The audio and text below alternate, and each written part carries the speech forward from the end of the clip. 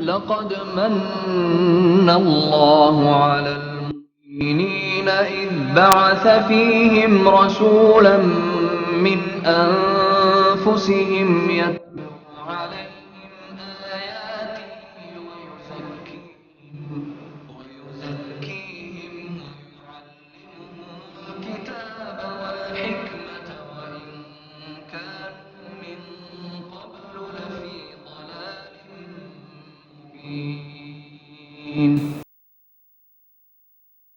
اللهم صل على محمد النبي الأمي وعلى آله وسلم.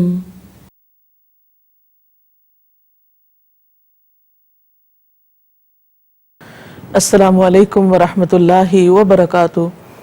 نحمده ونصلي على رسوله الكريم.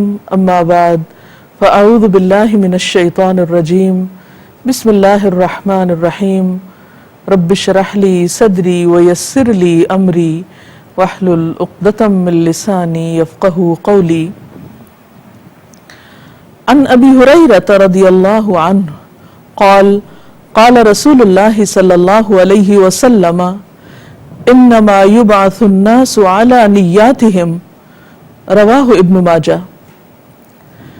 حضرت ابو ہریرہ رضی اللہ تعالی عنہ سے روایت ہے کہ رسول اللہ صلی اللہ علیہ وسلم نے فرمایا بے شک لوگ اپنی نیتوں پر اٹھائے جائیں گے.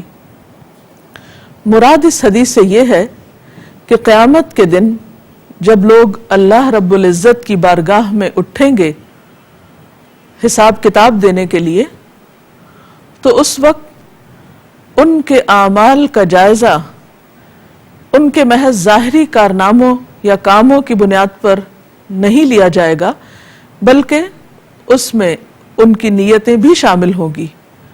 گویا عمل وہی قابل قبول ہوگا جس کے پیچھے نیت اچھی ہوگی. ایک اور حدیث سے بھی ہمیں پتہ چلتا ہے کہ اعمال کا دار و مدار ہے ہی نیت پر. رسول اللہ صلی اللہ علیہ وسلم نے فرمایا انما الاعمال بالنیات، کہ عمل کا دار و مدار نیتوں پر ہے. نیت کیا چیز ہے؟ نیت عربی زبان میں کسی کام کے لیے پکے ارادے کو کہتے ہیں، یعنی کسی بھی انسان کا وہ ارادہ یا وہ پختہ سوچ جو کسی کام کے پیچھے ہوتی ہے. جیسا کہ ہم سب جانتے ہیں کہ کوئی بھی کام کرنے سے پہلے ہمارے دل میں خیال ضرور آتا ہے یا اس کے پیچھے ہماری کوئی نہ کوئی سوچ ضرور ہوتی ہے، یعنی سوچ پہلے آتی ہے اور کام بعد میں ہوتا ہے. تو کسی بھی کام کے کرنے کے پیچھے غرض کیا تھی، ارادہ کیا تھا، سوچ کیا تھی، اور دوسرے لفظوں میں نیت کیا تھی. یعنی قیامت کے دن جب انسان کا نامہ اعمال تولا جائے گا تو صرف یہ نہیں دیکھا جائے گا کہ کوئی کام کتنا زیادہ یا کتنا بڑا کیا گیا، بلکہ یہ بھی دیکھا جائے گا کہ اس کے پیچھے ارادہ کیا تھا. دیکھا جائے تو نیت کا لفظ نوا سے نکلا ہے. اس کا روٹ نون واو یہ ہے. اسی روٹ سے لفظ نوات ہے جو گٹلی کے لیے استعمال ہوتا ہے. قرآن پاک میں آتا ہے کہ ان اللہ فالق الحب والنوا، اللہ تعالیٰ دانے اور گٹلی کا پھاڑنے والا ہے. یعنی جب زمین میں ایک بیج ڈالا جاتا ہے یا گٹلی ڈالی جاتی ہے تو اسی سے پودا نکلتا ہے یا ایک درخت بنتا ہے. اس کے بغیر درخت یا پودے کا کوئی تصور ہی نہیں کیا جا سکتا. یعنی جیسے ایک پودے کے لیے لازمی شرط ہے کہ اس کے نیچے بیج ہو، گٹلی ہو، بالکل اسی طرح کوئی عمل اس وقت تک قابل قبول نہیں جب تک اس کی بنیاد میں بہترین نیت نہ ہو یا اچھی نیت نہ ہو. اب آپ دیکھیے کہ اگر کسی بھی پودے یا درخت کی گٹلی یا بیج عمدہ ہے تو درخت بھی عمدہ ہوگا، اور اگر وہ خراب ہے تو درخت بھی خراب ہوگا. جتنا عمدہ بیج ہوگا اسی تناسب سے یا اسی نسبت سے پودا بھی اچھا ہوگا اور اسی نسبت سے پھر اس پر پھل پھول بھی آئیں گے. اگر کسی بھی پودے کے پیچھے بیج کی خرابی ہو تو پھر اس سے اچھی توقع نہیں رکھی جا سکتی کہ اس سے اچھے پھل آئیں۔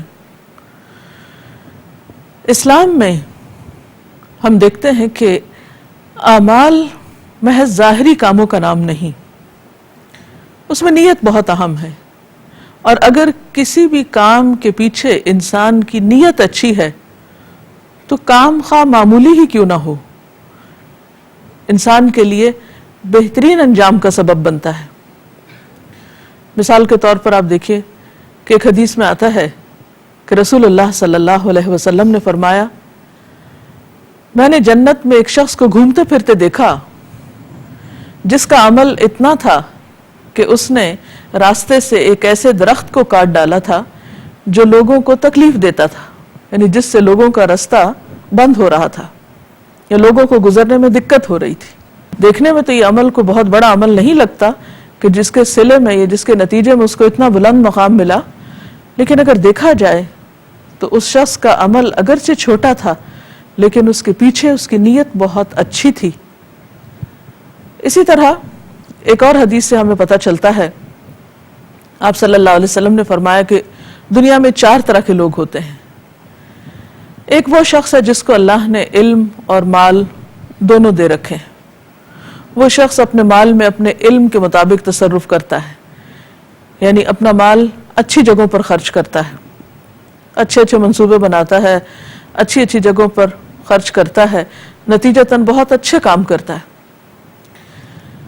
دوسرا وہ شخص ہے کہ جس کے پاس علم تو ہے لیکن مال نہیں، لیکن وہ نیت بہت اچھی رکھتا ہے کہ اگر مجھے بھی مال ملے تو میں بھی اس پہلے شخص کی طرح اچھے اچھے کاموں میں اپنا مال لگاؤں۔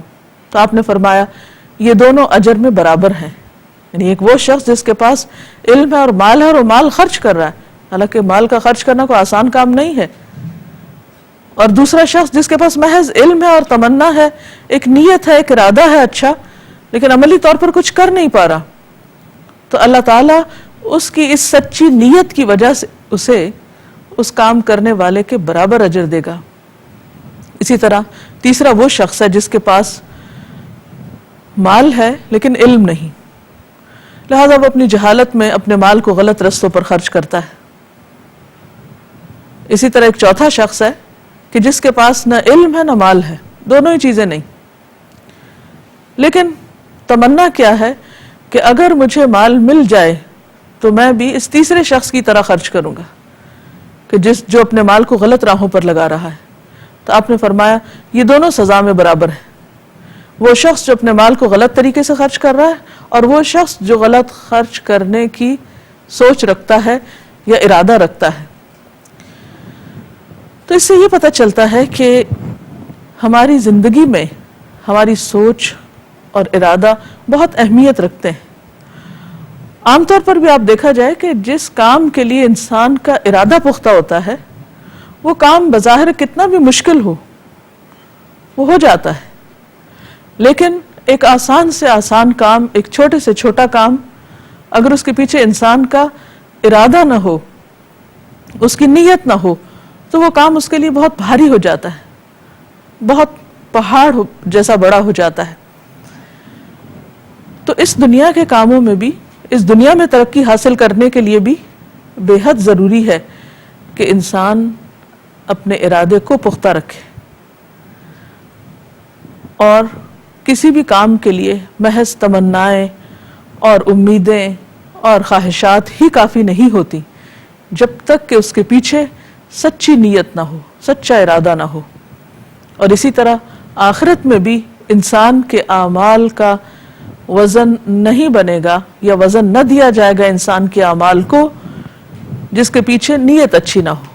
اب سوال یہ پیدا ہوتا ہے کہ آخرت کے لیے اچھی نیت یا آخرت میں بہترین جزا پانے کے لیے اچھی نیت سے کیا مراد ہے؟ یہاں اچھی نیت سے مراد کسی بھی کام میں، خاص طور پر نیکی کے کام میں یا عبادت کے کام میں، اللہ کی رضا کا پیش نظر ہونا ہے۔ یعنی اچھی نیت سے مراد وہ نیت جس سے مقصود یا مطلوب اللہ تعالیٰ کو خوش کرنا ہے، کیونکہ ہمیں ساری نعمتیں تو اللہ سبحانہ تعالیٰ نے دی ہیں، اس نے ہمیں اپنی عبادت کے لیے پیدا کیا ہے۔ اب اگر ہم اس کی عبادت کر رہے ہیں اور اس کے لیے نہیں کر رہے بلکہ کسی اور غرض کے لیے کر رہے ہیں تو ایسی عبادت اس کو قبول نہیں۔ اللہ تعالیٰ کے ہاں عمل وہی قبول ہوگا جو اس کی خاطر کیا گیا ہوگا۔ مثلا ایک حدیث میں آتا ہے کہ رسول اللہ صلی اللہ علیہ وسلم سے سوال کیا گیا کہ ایک آدمی بہادری کے جوہر دکھانے کے لیے لڑتا ہے، دوسرا حمیت کے لیے، اور ایک تیسرا ریاکاری کے لیے لڑتا ہے، یعنی محض دکھاوا کرنے کے لیے، تو ان میں سے اللہ کی راہ میں لڑنے والا کون ہے؟ تو آپ صلی اللہ علیہ وسلم نے فرمایا جو شخص صرف اس لیے لڑتا ہے کہ اللہ تعالیٰ کا کلمہ بلند ہو وہ اللہ کی راہ میں لڑنے والا ہے، باقی تمام اغراض اللہ کے ہاں اس کو اجر نہیں دلوا سکتی۔ تو ان میں سے کون سا اللہ کی راہ میں لڑنے والا ہے؟ تو آپ نے فرمایا کہ جو صرف اس لیے لڑتا ہے کہ اللہ کی رضا حاصل کر سکے وہی دراصل فی سبیل اللہ لڑنے والا ہے، اور باقی وہ جو اپنے کمالات کا جوہر دکھانا چاہتے ہیں یا اپنے کسی تعصب کے لیے لڑنا چاہتے ہیں وہ فی سبیل اللہ شمار نہیں ہوتے۔ تو کوئی بھی کام اگر ہم اس لیے کر رہے ہیں، مثلا صدقہ خیرات اس لیے کر رہے ہیں کہ اس سے ہم لوگوں میں سخی مشہور ہو، علم اس لیے حاصل کر رہے ہیں کہ ہم لوگوں میں عالم مشہور ہو اور اس بنا پر ہماری تعریف کی جائے یا ہماری بہت قدر و قیمت ہو، تو یہ سب کچھ اللہ تعالیٰ کے ہاں پسندیدہ نہیں۔ ایک روایت میں آتا ہے کہ قیامت کے دن سب سے پہلے جس کا مقدمہ اللہ تعالیٰ کے حضور پیش کیا جائے گا وہ شخص شہید ہوگا۔ اللہ تعالیٰ اسے اپنی تمام نعمتیں یاد کرائے گا، وہ ان کا اقرار کرے گا، پھر اللہ تعالیٰ اس سے پوچھے گا کہ تم نے ان نعمتوں کو پا کر کیا کیا؟ تو وہ کہے گا کہ یا رب میں نے تیری نعمتوں کا حق ادا کرنے کے لیے بھرپور کوشش کی، یہاں تک کہ تیرے راستے میں اپنی جان بھی دے دی۔ تو اللہ تعالیٰ فرمائے گا کہ نہیں، تم نے جھوٹ کہا، تم تو اس لیے لڑے تھے کہ لوگ تمہیں بہادر کہیں، اور وہ دنیا میں کہہ دیا گیا تمہیں، اور آج یہاں میرے پاس تمہارے لیے کچھ نہیں۔ پھر حکم ہوگا کہ اس کو اوندھے منہ گھسیٹ کر جہنم میں پھینکا جائے، کیونکہ وہ ایک دھوکے باز شخص ہے۔ اس کے دل میں اللہ کی رضا نہیں تھی، اللہ کی رضا مقصود نہ تھی اس کے لیے۔ اس کو بنیادی طور پر شوق کس بات کا تھا؟ کہ لوگ اس کی تعریف کریں کہ وہ بہت بہادر ہے۔ اسی طرح پھر ایک اور شخص کو لایا جائے گا جو بہت صدقہ خیرات کرنے والا تھا، اللہ تعالیٰ اس کو بھی نعمتیں یاد کرائے گا، وہ ان نعمتوں کو پہچانے گا، پھر اللہ تعالیٰ پوچھے گا کہ ان نعمتوں کو پا کر تم نے کیا کیا؟ تو وہ کہے گا کہ میں نے تیری خاطر اپنا سارا مال خرچ کیا، تیری خوشنودی کی خاطر تیرے بندوں کو اپنے مال میں شریک کیا۔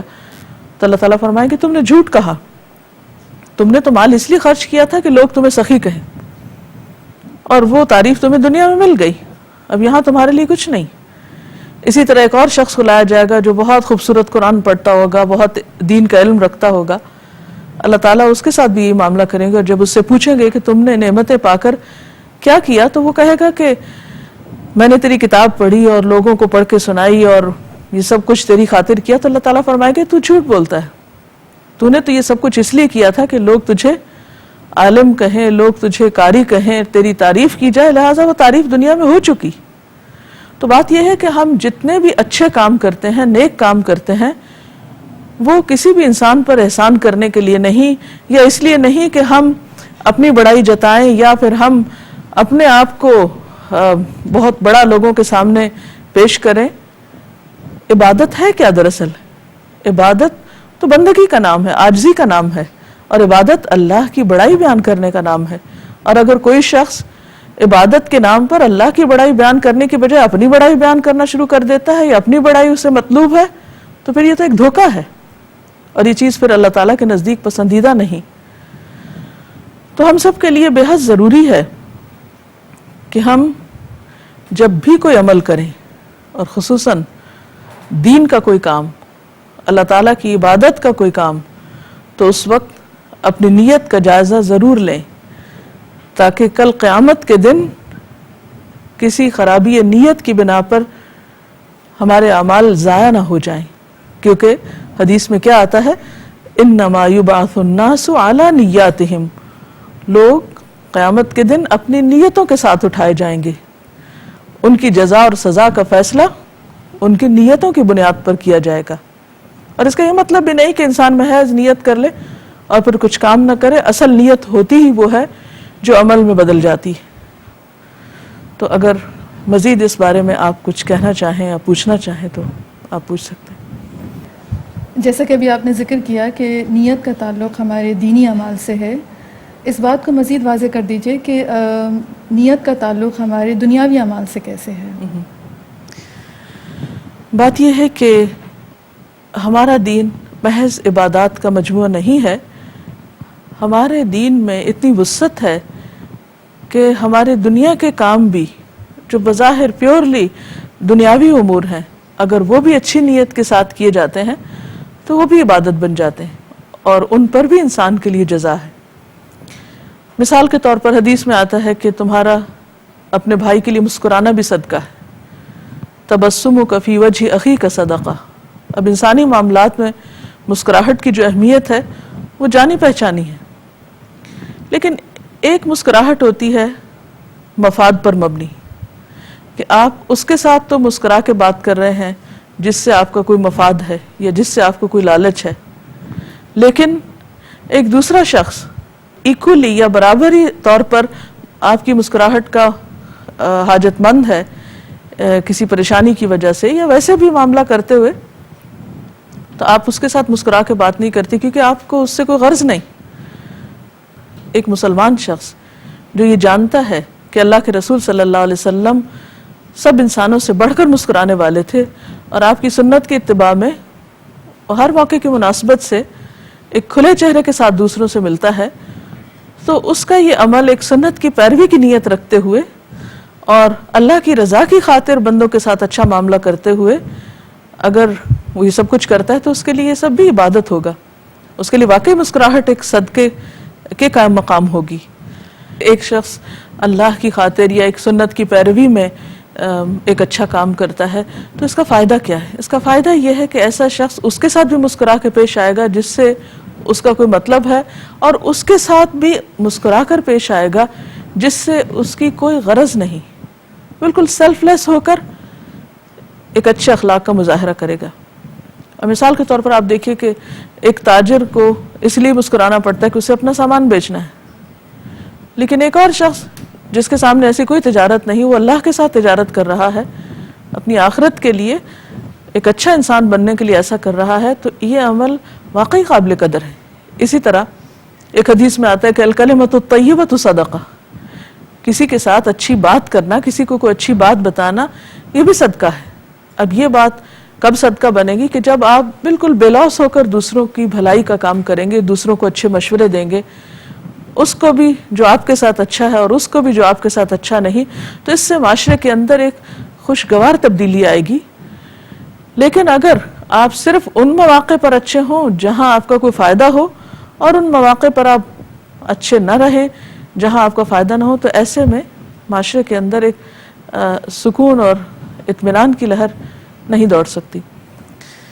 اسی طرح آپ دیکھیے کہ صرف مسکرانا اور اچھی طرح بات کرنا ہی نہیں، کوئی بھی جو ہم دنیا کا کام کرتے ہیں، کسی بھی مصیبت زدہ کی مدد، مثلا ابھی آپ نے وہ حدیث سنی کہ جس میں ایک شخص نے صرف ایک درخت کاٹا تھا اور اللہ تعالیٰ کو اس کا یہ عمل اتنا پسند آیا، حالانکہ بظاہر دیکھا جائے تو درخت کاٹنا کوئی پسندیدہ عمل نہیں ہے، کیونکہ درخت جو ہے، درخت لگانا بلکہ صدقہ ہے، اور درخت اگانا جو ہے ایک بہت بڑا نیکی کا کام ہے. جیسے ایک حدیث سے پتہ چلتا ہے کہ جو شخص کو پودا لگاتا ہے، اس میں سے انسان کھائے یا پرندہ یا کسی کے بھی وہ کام آئے، تو وہ لگانے والے کے لیے ایک صدقہ ہے، اور صدقہ جاریہ بھی ہے کہ جب تک وہ پودا موجود ہے یا درخت موجود ہے اور لوگ اس سے فائدہ اٹھاتے ہیں تو ثواب ہی ثواب ہے لگانے والے کے لیے. اس کے برعکس درخت کاٹنا جو ہے وہ ناپسندیدہ عمل ہے.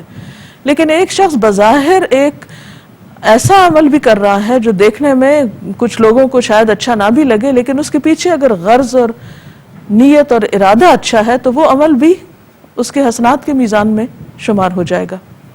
تو چھوٹے چھوٹے کام، مثلا صفائی ستھرائی کا خیال کرنا، گھر کی، جسم کی، لباس کی، یہ تمام چیزیں ہمارے دین میں عبادت ہیں. اسی لیے آپ نے دیکھا ہوگا کہ ایمان کی جب ڈیفینیشن کی جاتی ہے، یہ ایمان جو ہے وہ محض ریچولز کی ادائیگی کا نام نہیں ہے، یعنی اس میں جو اعمال کی بات آتی ہے اس میں ہماری زندگی کی تمام چیزیں شامل ہو جاتی ہیں. جیسے طہارت نصف ایمان ہے، اسی طرح نکاح کرنا ایمان کا حصہ ہے، اسی طرح اور بہت سے اعمال ایمان میں شمار ہوتے ہیں، اگرچہ بظاہر وہ دنیا داری کے کام نظر آتے ہیں. تو اس لیے اسلام یہ چاہتا ہے کہ لوگ وقتی اور سطحی مفادات سے بالا ہو کر، سیلف لیس ہو کر، بے لوس ہو کر اچھے کام کریں، تاکہ ان کے کاموں میں استقامت بھی ہو اور حقیقی معنوں میں دوسروں کا فائدہ ہو، اور اس کا صلہ انہیں رب العالمین کے پاس جا کر ملے جو کئی گنا زیادہ ہو. جیسا کہ ابھی بات ہوئی کہ عمل کے پیچھے اچھی نیت کا ہونا ضروری ہے، تو اگر کوئی شخص ایسا ہے کہ کسی اچھے کام کی نیت تو کر لیتا ہے لیکن اسے کر نہیں پاتا، تو اس کے لیے اللہ کا پھر کیا حکم ہے؟ اس کے بارے میں واضح طور پر حدیث میں آتا ہے کہ اگر ایک شخص نیکی کا ارادہ کرتا ہے لیکن کسی وجہ سے نہیں کر پاتا، تو اس کے لیے اس نیکی کا پورا اجر لکھ لیا جاتا ہے. اس کی مثال ہمیں ایک واقعے میں بھی ملتی ہے. غزوہ تبوک کے موقع پر کچھ لوگ آپ صلی اللہ علیہ وسلم کے ساتھ نہیں جا سکے تھے غزوے میں شریک ہونے کے لیے. تو جب آپ واپس لوٹ رہے تھے تو آپ نے صحابہ کرام کو بتایا کہ تم میں سے کچھ لوگ ایسے ہیں کہ تم نے جتنا بھی سفر کیا اور جو وادی بھی تم نے طے کی وہ تمہارے ساتھ رہے، ان کو بیماری نے روک لیا تھا. یعنی ان کا ارادہ تھا جانے کا لیکن بیمار ہو گئے، ساتھ نہیں جا سکے، لیکن محض اپنے ارادے کی وجہ سے، نیت کی وجہ سے وہ سارے سفر میں ان لوگوں کے ساتھ رہے، یعنی اجر کے بھی اسی طرح مستحق ہوئے جو اس غزوے میں شریک ہونے والے تھے یا اس سفر پر جانے والے تھے. اس بات پر روشنی ڈالیے گا کہ کسی بھی کام کی کوالٹی کے لیے نیت کی کیا اہمیت ہے؟ جی ہاں، بات یہ ہے کہ نیت محض ایک چھپی ہوئی چیز نہیں ہے. اگر دیکھا جائے تو وہ کام کے ظاہری حصے کی ایک چھوٹی سی شکل ہے. یہ بالکل ایسے ہی جیسے ایک گٹلی کے اندر یا ایک بیج کے اندر پورا درخت سمویا ہوا ہوتا ہے، یعنی پوری پروگرامنگ ہوتی ہے، ایک مائکرو چپ ہوتی ہے وہ، جس کے اندر پوری انفارمیشن ہوتی ہے کہ یہ درخت کتنا بڑا ہوگا، کتنے پھل پھول اس پر آئیں گے اور کس کوالٹی کے آئیں گے. مثلا آپ دیکھیے کہ آم کا درخت ہے. اب کہنے کو تو لفظ آم ہے لیکن سارے آم برابر نہیں ہوتے. اب کیا چیز ایک آم کو دوسرے آم سے الگ کرتی ہے؟ ذائقے میں، شکل میں، رنگ میں، خوشبو میں، قیمت میں، وہ اس کی کوالٹی ہے. اب وہ کوالٹی کس چیز پر بیس کرتی؟ اس بیج پر بیس کرتی ہے کہ جو اس پھل کا سبب بنا. تو جیسا بیج آپ نے ڈالا ویسا ہی پھل آپ کو ملا. تو بالکل اسی طرح دنیا میں بھی جتنی آپ کی نیت اچھی ہو، ارادہ پختہ ہو، اسی قدر آپ کی محنت بھی زیادہ ہوگی، اسی قدر آپ اس کام کو ایکسلنس کے لیول پر کرنے کی کوشش کریں گے. اور آخرت کے اعتبار سے بھی جیسی خالص اور سچی کھری نیت ہوگی آپ کی، تو بظاہر دنیاوی اعتبار سے اگر وہ عمل کو بہت بڑا نظر نہ بھی آئے، لیکن اللہ کے ہاں اس اصل اندر کی چیز یا دل کے ارادے کی بنا پر اس عمل کا اجر انسان کو دیا جائے گا. تو اللہ تعالیٰ چونکہ ہمارے صرف ظاہری اعمال کو نہیں دیکھتا بلکہ ہمارے دلوں کو دیکھتا ہے، ہمارے اندر جھانکتا ہے کہ کوئی شخص کوئی بھی کام کس لیے کر رہا ہے. تو اس لیے ہم سب کے لیے بھی ضروری ہے کہ ہم اپنی اپنی نیتوں کا جائزہ لیتے رہیں اور ہم زیادہ سے زیادہ اپنے اندر کو خوبصورت بنانے کی کوشش اور فکر کریں اور زیادہ اخلاص کے ساتھ اور خلوص نیت کے ساتھ اپنے اعمال کو اٹھائیں. اللہ تعالی ہمیں بہترین عمل کی توفیق عطا فرمائے. وآخر دعوانا ان الحمد للہ رب العالمین.